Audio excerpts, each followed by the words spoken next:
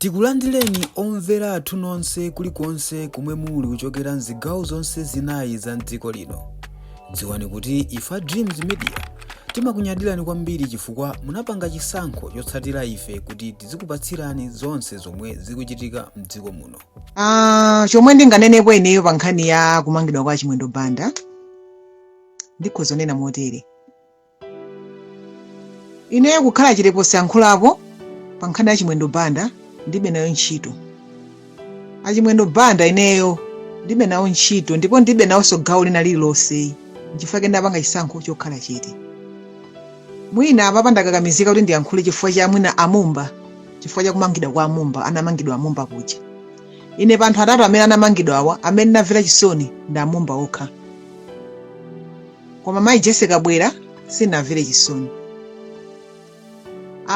Richard Chimwendo Banda ndena nanji mwinanso mwina bola mayi Jesse Kabwera kachisoni kokha kana ndipeza.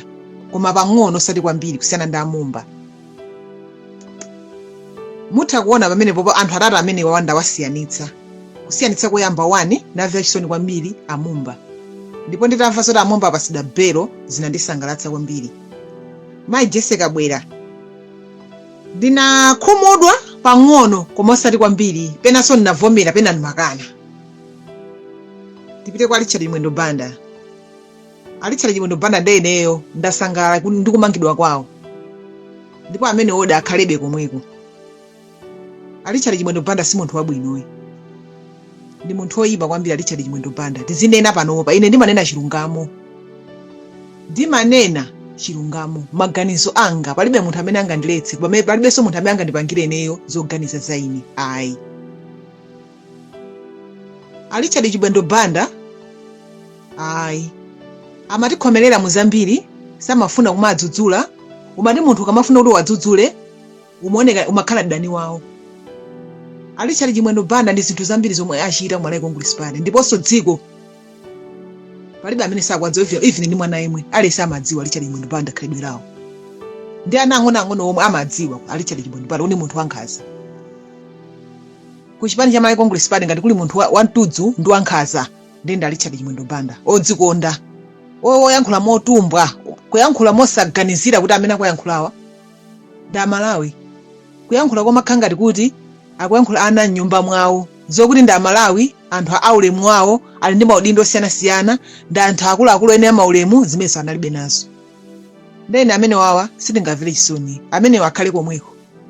Ndipo zasanazo zabodza zimenezo, sana wachani zabodza zimenezo. Mene amapangisira misonkhano muja. Msonkhano wa daily ntchito imene ngati meja ndi sana zogwirizana amakhala pangisira misonkhano katatu pa tsiku daily apita munthu akapita uku iwo ali komweko kuvina nkati ndi sana ukawawelero. Zimenezo zabodza zimenezo, sana umene wabodza, olenga umene wa fake zabodza, wa fake sana umene wo zabodza. Ine ndikutsutsa amene sakudwala ayi. Koma ndimalingalingi nkhawa kuganiza kuti kobadi ndineyo di. Moyo ndimene umakhalira moyo ndimene umakhalira, mulingo umene umayesera nzako Mulungu samadza kuyesa ndi umwewo. Ndipo zakuyesa iwe amakuyesa moposera nzako uja. Muphunzire kukhala bwino ndi anthu. Richard Chimwendo Banda mawu amene ndimafuna ndinene, muphunzire kukhala bwino ndi anthu. Nanga zimene zachitika zimeja ndizoona galimoto pokwera pamene pajapa, zinthu za ulemu zimene zija, nduna munthu anali nduna. Zinthu za ulemu si zinthu za ulemu yayi. Pamene popo zitiphunzitse nafe tizidziwa kukhala bwino ndi anthu, tizidziwa kuyankhula molemekeza anzathu, ganiza ali kulisomawa. Timayiwala zonena kuti ifeyo pamene tili pano ndi zinthu zosiyana izi timayiwala. Timangona ngati kuti basi pamene takhala pano ndi pathu mpaka kalekale, moyo tuli nawowu ndi wathu mpaka kalekale, ndi wamuyaya. Timayiwala kuti tsiku lina pamalopo tizasuntha, tsiku lina moyo tili nawowu Mulungu azautenga. Zimenezo sitimaganiza, timangona ngati basi zonse zili m'manja mwathu. Pamene papa Richard Chimwendo Banda aphunzirepo phunziro lalikulu kwambiri, aphunzirepo. Ndikudziwa kuti mwina audi yanga ayisakuimvera ndi malo amene aliwo, koma enanu amene mukundimvani muphunzirepo phunziro lalikulu kwambiri.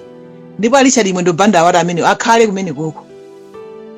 Ndipo ndi nkhani imeneyi amene olisa kwene ali kutuluka amene oda ene akhali kumene kumene ngati amakhalira munthu oti ndi mphawi malamulo agwire ntchito mwa chilungamo ameneyo akhale komweko ngati mene amakhalira amphawi akapalamula ndi umene apalamula iwo wawo ndipo ifenso tizilondoloza tiziona kuti zikuthera pati kuti tione kuti malamulodi sakukondera mdziko muno malamulo sakukomera anthu achuma kodi malamulowa sakuwipira anthu osauka ifenso zimene zodiso athulirongo kuti tione palibe chifukwa chenera kuti munthu uyu ndi wachipani chathu ife timayankhula tinabadwa nena timayankhula chilungamo timachikonda kwambiri palibe chifukwa chenera kuti munthu uyu ndi wachipani chathu ayi ine sindingamvere chisoni Richard Mwendo Mpanda apapa ndi kunena manja anga ndikuyimika ena ndipoti simukwaona manja koma ndayimika manja anga kuti Richard Mwendo Mpanda sindikwamvera chisoni a president athu tisamakhanga ta president china chilichonse amapangira apa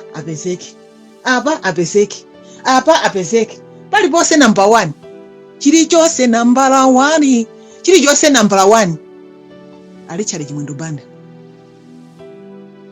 sizimadziwikanso kuti a president athu achakwera ndi amene akulamulira dzikoli amalamulira ndi Richard Mwendo Mpanda apapa tikambe tisabise tinene moopa Yehova nda Malawi mwafuna kuti ndiyankhulepo maganizo anga ndi amene ndayankhulawa ineyo Richard Mwendo Mpanda sindikwamvera chisoni ndipo nsana umene akudwalawo ngwabodza iwo uri sakudwala sana zimene zabodza ndi zabodza malingalinga amene oganiza malo amene ali ndi ulemu umene amaulandira sakumvetsa kuti koma ndineyo di ndi mawu amene mafuna ndawuze Richard Mwendo Mpanda muzipha kukhala bwino ndi anthu muzitha kulemekeza anzanu uthenga winanso pite kwa Maijese Kabwera muphunzirepo phunziro lalikulu pamene papa kudzera kwa Richard Mwendo Mpanda inuyo mwatuluka akupatsani belo muphunzirepo phunziro lalikulu ndipo tanzathu tikamangoyankhulani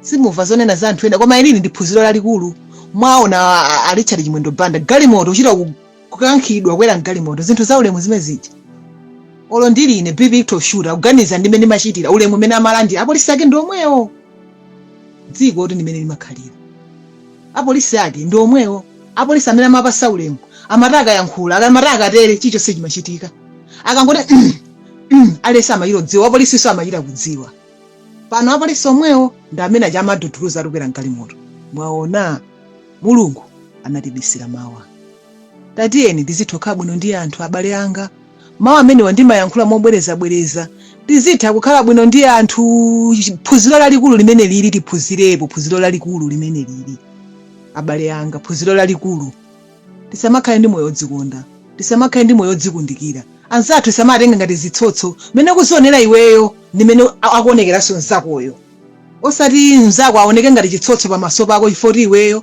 ukulandira ulemu wambiri chifukwa kuti iweyo ndiwe bwana zotsala izi za dziko lapansi ulemerero umene uwu kumwamba mukausowa mukapanda kuchita bwino pa dziko lapansi pano ulemerero wa dziko lapansi umenewo chabwino ngati mungachite bwino pa dziko lapansi ulemerero umene mukapangaso koma Richard Mwendo Mpanda ndi moyo wawo umene achita m'Malawi muno ulemerero wa kumwamba sangakaone Richard Mwendo Mpanda ayi ine siningabhakire ndipo siningavere chisoni amene ora akhale kumene koko sanawo azilandira treatment komweko palibe zonena kuti apite ku nyumba ifora anamizira sana wakunamizira sizoti akudwala amene koko misonkhano seja akhala kuchita ija